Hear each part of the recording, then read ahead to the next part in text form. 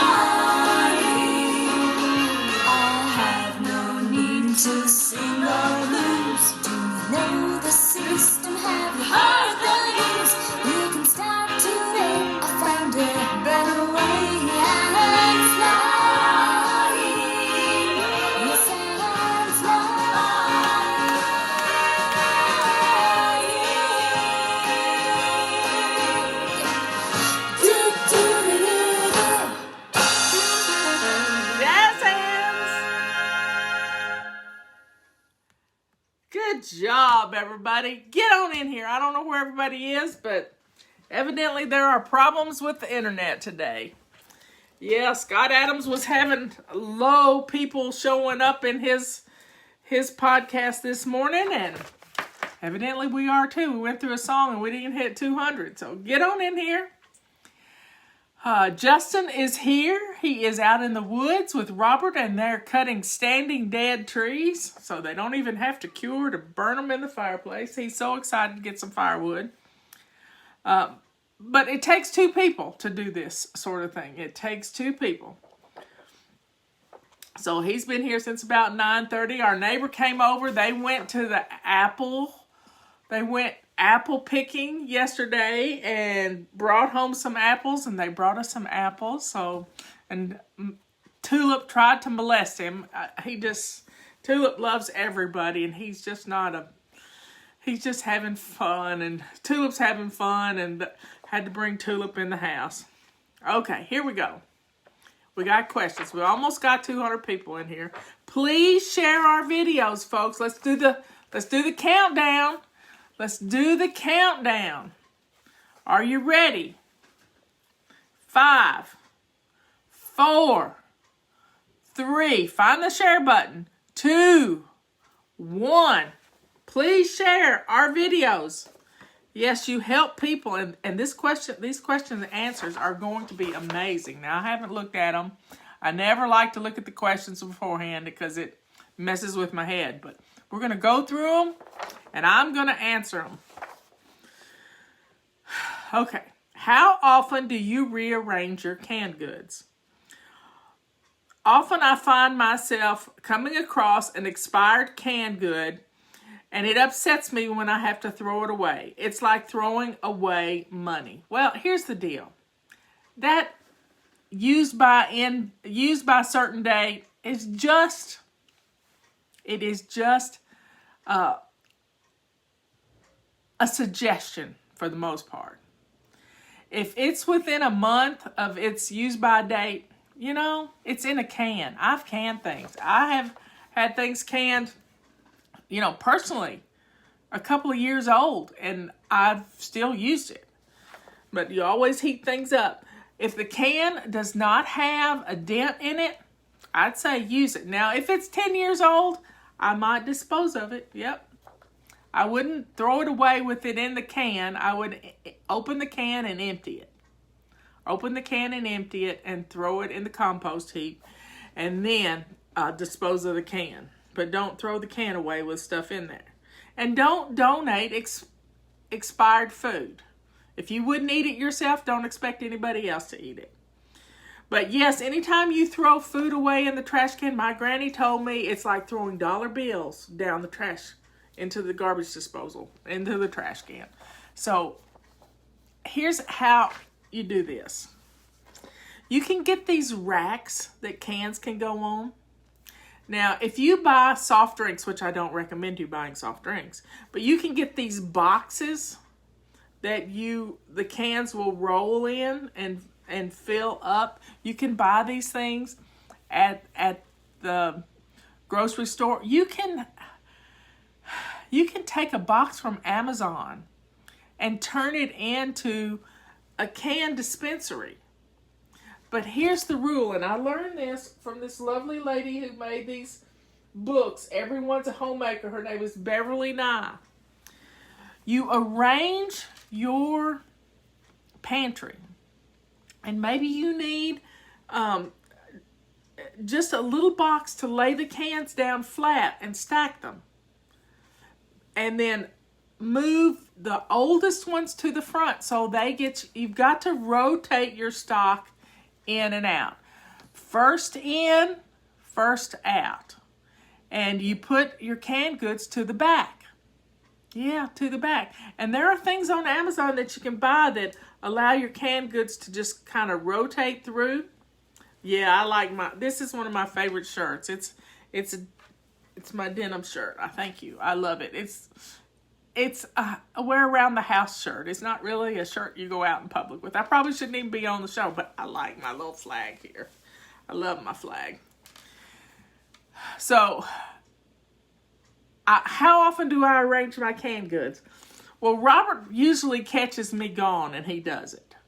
He sorts through the canned goods and gets everything, but once a month when we're in Zone 2, which is next week for us, y'all. Zone 2 is next week. Just take one shelf and rearrange your canned goods. Right now, my soups need to be rearranged. They really need to be rearranged because I can't find anything. And when it gets to that point that you can't find anything, then you need to deal with it. So I only have room in my pantry for 2 cans stacked on top of each other. And they have to be stacked on top of each other before I even slide them in. And when we come in from the grocery, we just stick things places. Robert just fusses about that. But, if he wants to rearrange it, he can. And he has my full permission. So, folks, take Zone 2 and just rearrange a pantry shelf. I don't have that many canned goods. I really don't. I have jarred spaghetti sauce, canned tomatoes. Let's see, what else do I have? I have soup. I have Rotel, which is tomatoes. I don't have a whole lot of canned goods. I have some dried stuff that has a shelf life of forever. And just when you're in Zone 2, this is once a month, just kind of gently rearrange it. If you do it a little at a time,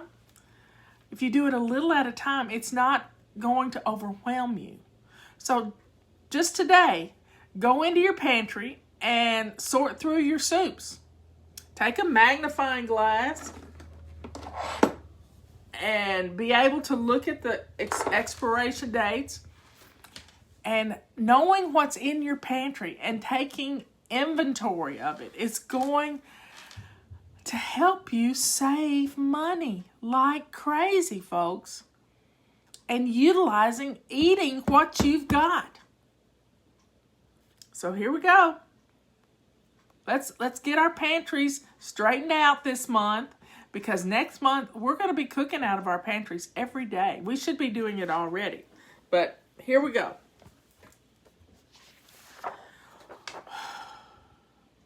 What do you recommend for cleaning my shower glass doors? You know, I know you're not going to believe me, but you know those glass doors, that haze that you have on those glass doors, do you know what it is? It's soap. I would recommend keeping a purple rag in your shower, and then while you're letting the conditioner stay on your hair, take your purple rag and just scrub a 1 foot square area. And you'd be surprised how much soap film you can get off. Yeah, you'd be surprised. This thing will grab the soap film, and you don't try to do it all at once. Just while you're in the shower, do a little area. Maybe it's 2 foot square. And by the end of the week, you'll have your shower doors all straightened out. Now, when I would keep a squeegee or your rubber broom in your shower, hang it up. You can get these wonderful little 3M hooks that hold your stuff, and squeegee the walls and the doors. Just squeegee them off while you're in there when the shower's on. Takes a minute. It's like swish and swipe for the shower. And you will keep that soap film or hard water film from staying and making spots on your door. Next question. And purple rags are on sale right now. They're on a BOGO for the silver and the purple, and the pink rags, which I use on my face, the pink rags are half price. Next question is, I'm a new fly baby. What are some ways I can make it fun so it'll get done?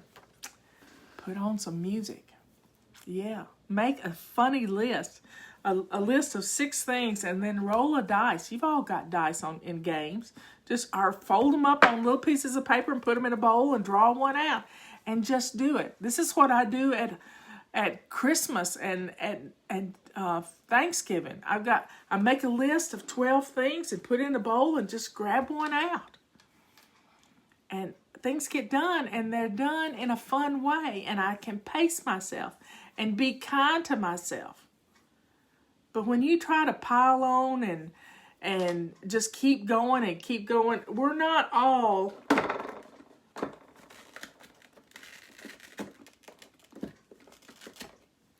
Energizers or bunnies, y'all. That's a battery. We have an Energizer bunny mama in our fly baby family, and she sent me this Energizer bunny. Look how cute this is. But we're not like this. We need to take breaks. We need to pace ourselves. So be kind to you. And quit beating yourself up because you're not doing it hard enough, fast enough, long enough. Pace yourself. And just get up every 15 minutes and do 2 minutes worth. By the end of the day, you will have 8 minutes every hour, and 8 minutes times 8, that's an hour of stuff you've gotten done. 64 minutes. How cool is that? I seem to have my routines down. My downfall is paper clutter. Do you have any suggestions for decluttering it? My kitchen table is filled with junk mail, bills, and magazines. Well, number one, this is paper clutter month. We're going to deal with paper clutter all month long. Today is day 1. I want you to deal with 6 inches of it today. Pick it up, take your trash can right to your kitchen table, and use the Ohio method. Now, we have a sign in our control journal section that discusses the Ohio method. It is only handle it once. Got it? Pick it up and process it. Is it junk mail? Put it in the shredder. Put it in a a paper sack to burn at the fire pit if you can burn things, or put it in the shredder and just get it done. Because your dining table being filled with paper clutter, that's just unacceptable. It's unacceptable because we need our dining tables. We need to be able to sit down at the dining table. Right now, our kids are using the dining table for a desk. You're using it to work. So let's get our dining tables cleaned off. Now, here's the process. You walk in the door with the mail in your hand, and guess what? You dump it. You dump it on the first flat surface you see. And that's your dining table, your island, your credenza behind your couch. That's what mine is. And once you put one piece of paper there, it starts growing like rabbits. Yeah, rabbits. And those rabbits go nuts. So we have to nip it in the bud. So your mail has to earn the right to come into your house. We have one flybaby who keeps an industrial shredder in her basement, in her garage, so that when she has the mail in her lap after getting it out of the mailbox, she shreds right then. And the only thing she brings in the house is the stuff that she has to pay. You got it? Our important papers. So process the mail immediately. Robert brings the mail in. He hands me mine, and it either makes the cut or it doesn't. And I have a brown paper sack in a trash can that is my burn stuff. And I use it for kindling for my fireplace. And we should have had a fire last night. I'm excited. I like fire season, and they're cutting us firewood right now, or cutting Justin firewood. Okay. So let's get our kitchen tables cleaned off. One thing you can do is to take everything on your kitchen table and put it in a laundry basket. You know, we have a new laundry basket. Not fall out of the chair. We have a new basket. It's a collapsible laundry basket. And it will pop out. It's our newest tool. Our newest tool. And just take all the papers that are on your kitchen table and just rake them off in here. And then you can start going through them 6 inches at a time and 15 minutes at a time. And if you'll stay consistent with it, by golly, by the end of the day, you'll have a lot of it decluttered. Because 95% of what is on that table is trash. Trash. You've held on to trash because you procrastinated. And the reason you threw it on the table is because you told yourself you didn't have time to deal with it right then. So it gets tossed on the table, the pile starts growing, and eventually it becomes an avalanche and falls off the table. So folks, deal with your paper clutter when it comes in the house. And quit using your printer. Your printer produces a lot of paper clutter. So stop it. Only print the stuff you need right then. Like I print a recipe every once in a while. I usually cook without a GPS. Okay.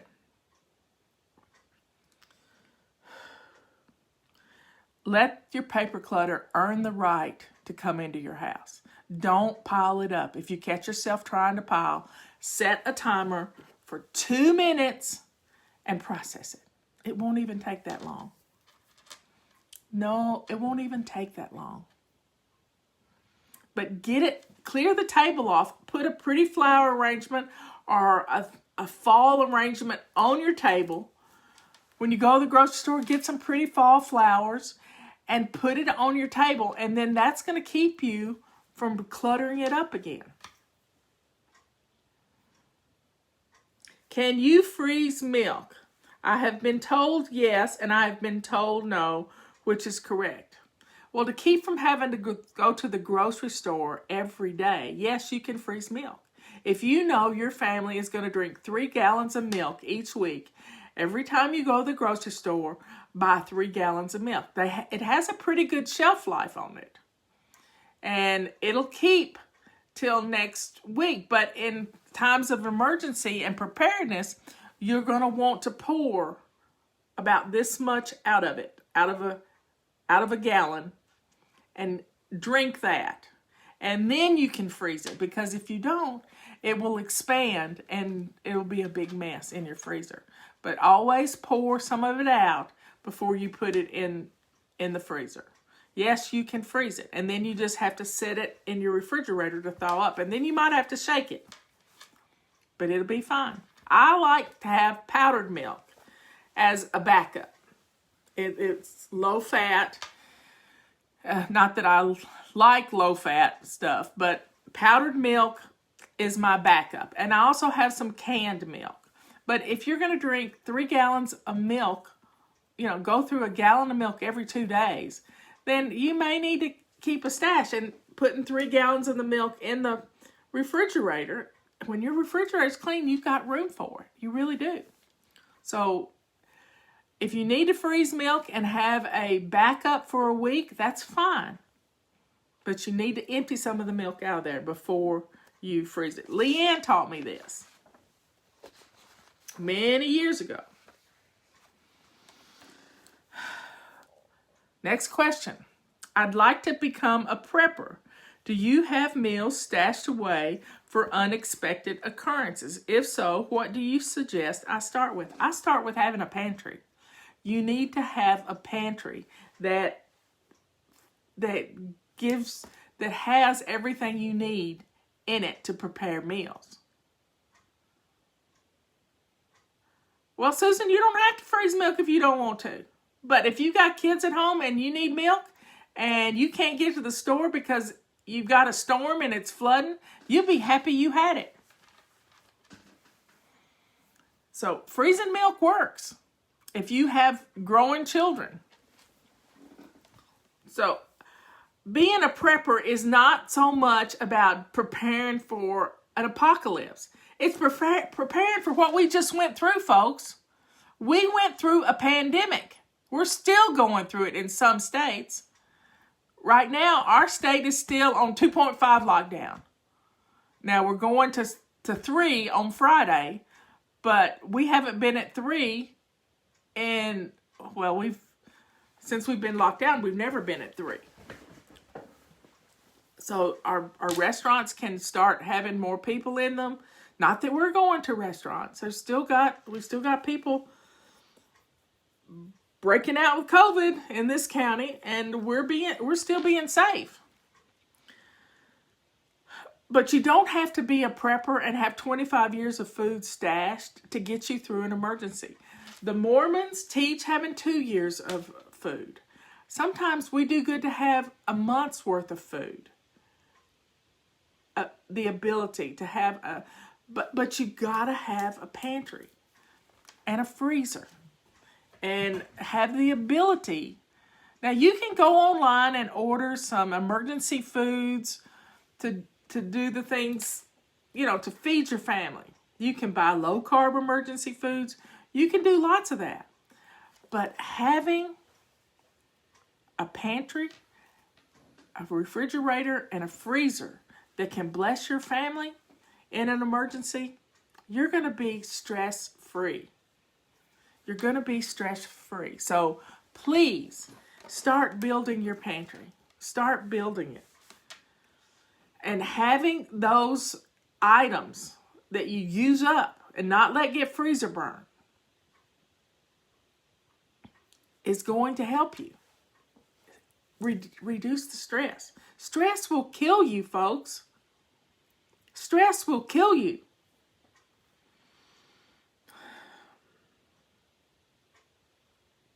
So she's asking, if so, what do you suggest I start with? Well, I'd get every time you see chicken on sale, buy some extra chicken.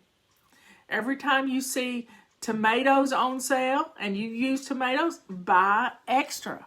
My mother-in-law taught me this, Justin's grandmother, Elizabeth. When things were on a buy one, get one free, she'd stock up. She'd stock up on coffee. She'd stock up on her canned goods. She'd stock up on things for the freezer. And by the end of the month, looking at the sale papers and stocking up, she had a good supply. Somebody's saying pasta is a good thing to have on. I buy pasta, well, I have in the past. I'm not eating pasta a lot right now. You can buy it by the case on Amazon and get 12 packages of it. And it stores quite easily, and it's dried. So we can make a meal of the stuff we have in our pantries if we just think about it and get the things in the house that you know that are basic. Cooking spaghetti. That is an easy meal. You can do it in an emergency too. All you got to do is boil water.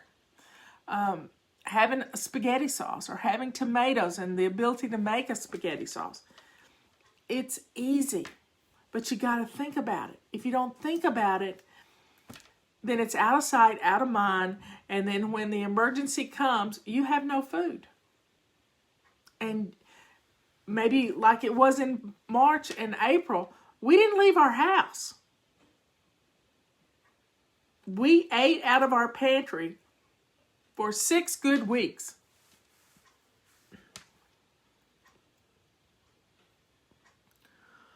Okay.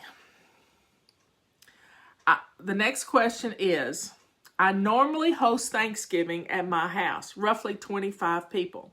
Due to COVID, I'm still undecided. I feel guilty if I do cancel since this is my only family gathering each year. Do you have any suggestions? Yeah, I do. Cook your Thanksgiving menu.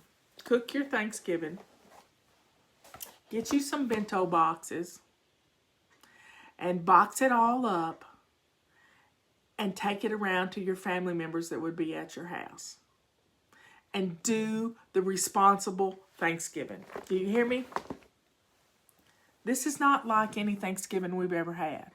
Now, for us, we have 2, maybe 4 people for Thanksgiving. That's not a whole lot. But right now, I just feel like it's better to be safe and be alive come January 1st than to say, okay, it's the only time I get to have people over and I'm going to have a cluster party. Don't do this to yourself. These are on Amazon. Just look up bento box. They're disposable, but I don't dispose of them. But you can stack them and you can have these in your freezer. When you make a meal this month, make 2 and get a supply stocked. But you can start putting together your bento boxes right now.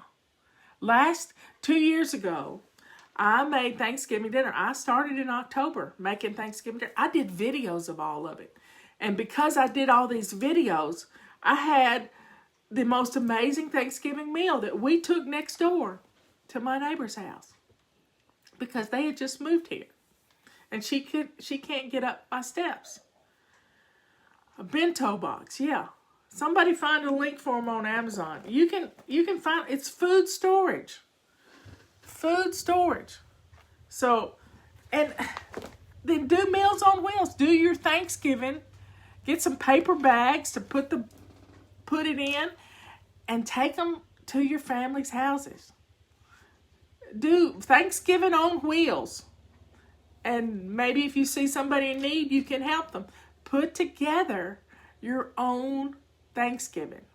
So you have say you have turkey and dressing, and then you have your mashed potatoes and your green beans. So you have a hot bento box, and then you can put together your salads and your your Jell-O salads. My granny always had to make a sawdust salad. She didn't think, but I like to do a broccoli salad and your put your cold stuff in another one. So you would have 2 boxes for each person, which would probably make 2 meals. 2 meals. So think about Thanksgiving in a different way, y'all. Think about it in a different way. We don't have to do it the same way. The same way with Christmas. Let's be safe. Let's not have huge gatherings of people because you don't know. I know where Leanne's been. She's been on top of her mountain. I know that if Mark has gone to the grocery store, he's worn a mask. If Robert goes to the grocery store, he's worn a mask. And we have taken care of ourselves. But I don't know about other people. I stay socially distanced from Justin because he's around a lot more people with young kids. He is around a whole lot more people than I am. So if I don't take care of me, who will? You've got to take care of you. So don't run the risk of having this huge Thanksgiving party with 25 people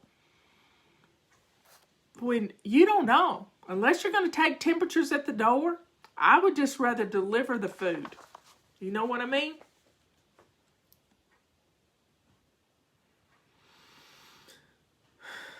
So make your decision right now. Make your decision right now.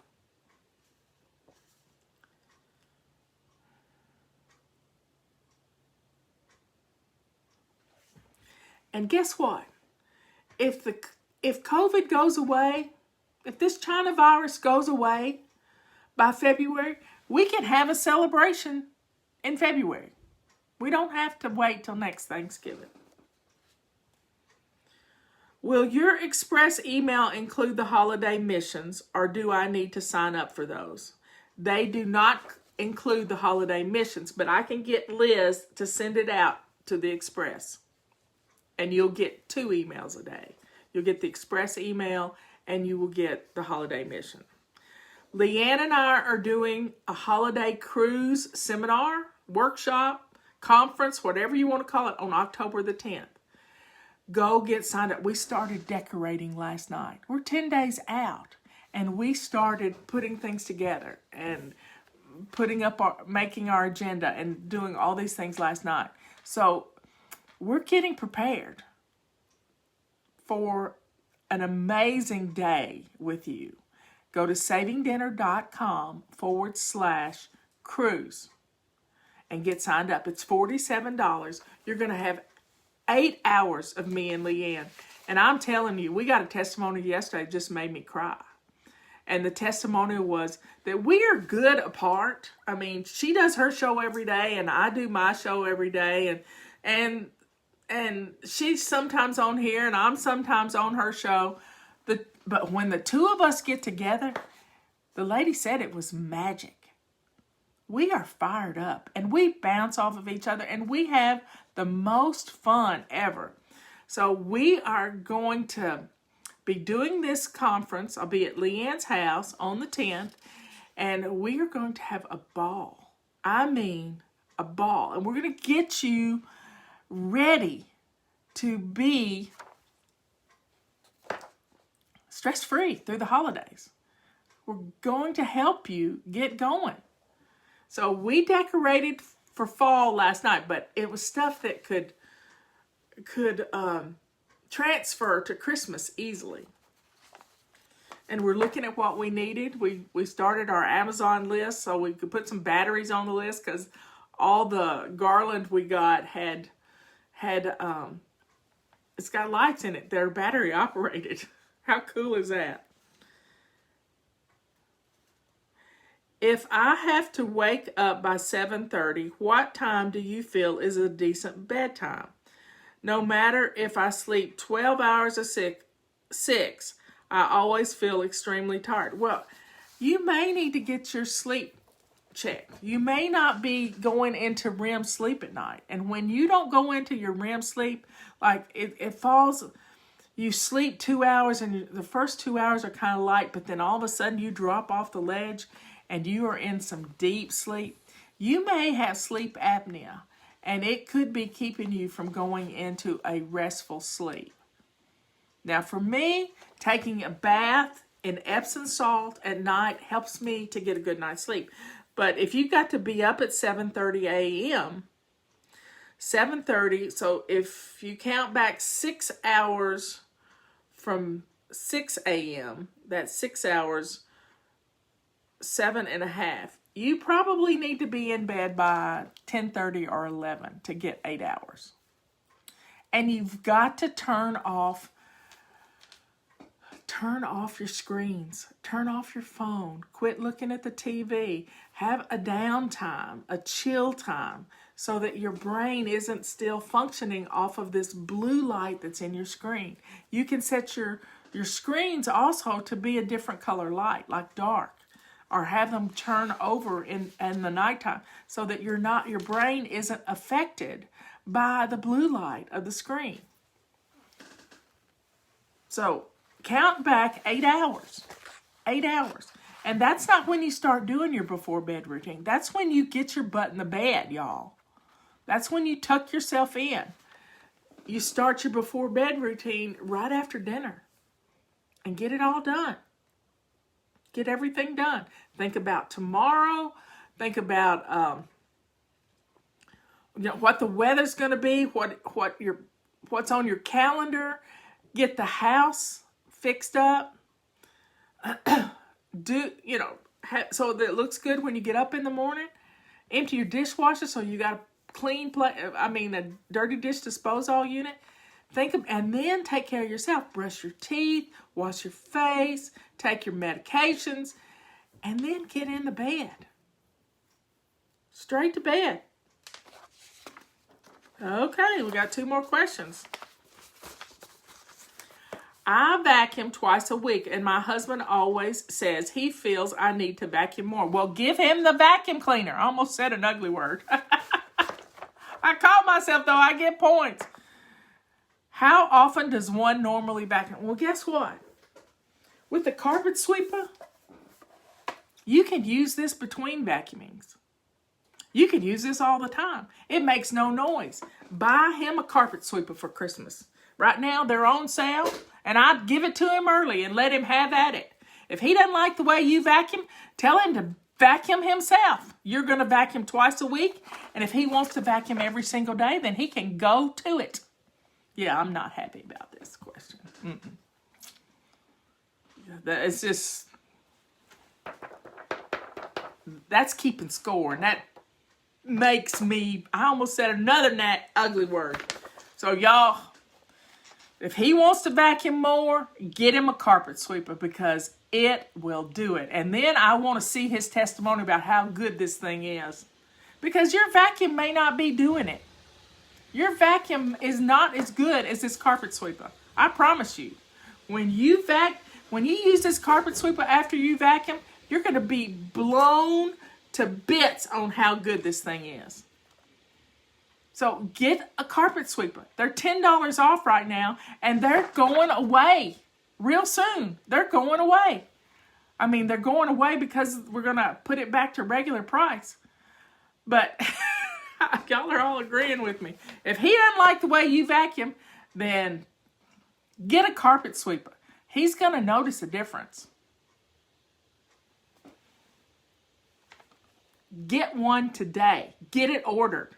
Because in a little under 2 weeks, that sale's going away. So get them now. Whew, that got my dander up. Okay, next one. Is this program flexible for those who work outside of their home? I'm exhausted when I get home, so my weekends end up being filled with cleaning and laundry. I really would like one day a week as a break. Do you have any motivational tips? Do your routines. Quit whining that you work outside of the home and be thankful you have a job. And when you get up in the morning, when you're fresh, do one weekly home blessing thing. We have a chart in our control journal section of our website that is a basic plan for your weekly home blessing. One thing done each day.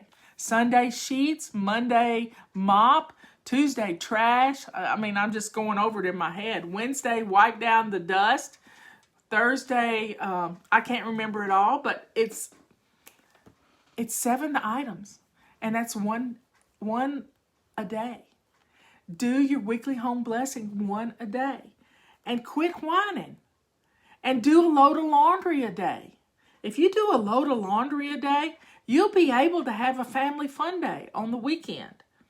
If you'll run some errands on Thursday after you get off of work, you won't have to run to the grocery store and shop for a whole week on Friday. You'd be surprised at what you can get done doing just a few things each day. And letting your routines put you on autopilot.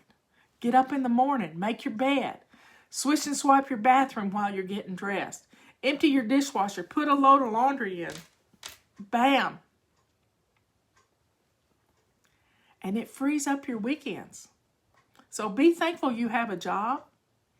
And don't be trying to play catch up on the weekends. That's not fun. But just start doing one part of your weekly home blessing. Maybe you have some tiles like I have, and you just pull one out, and by the end of the week, you've done something new every day. Make a game out of it. But quit beating yourself up because you have a job. There's a lot of people who would love to have a job. So quit whining, be thankful, and do one item. Do one load. Empty your dishwasher. Swish and swipe. What's for dinner? If you do those 5 things every day, your house is going to take care of itself. So Patty's saying, let's share again. 5, 4, 3, 2, 1. Share. This helps keep our algorithms from being a problem on Facebook. Yep, do your laundry. I haven't talked to Ben today. He's not doing well, y'all. He's not doing well, so say prayers for him. Well, we got all our questions done. I'm going to get this uploaded to YouTube.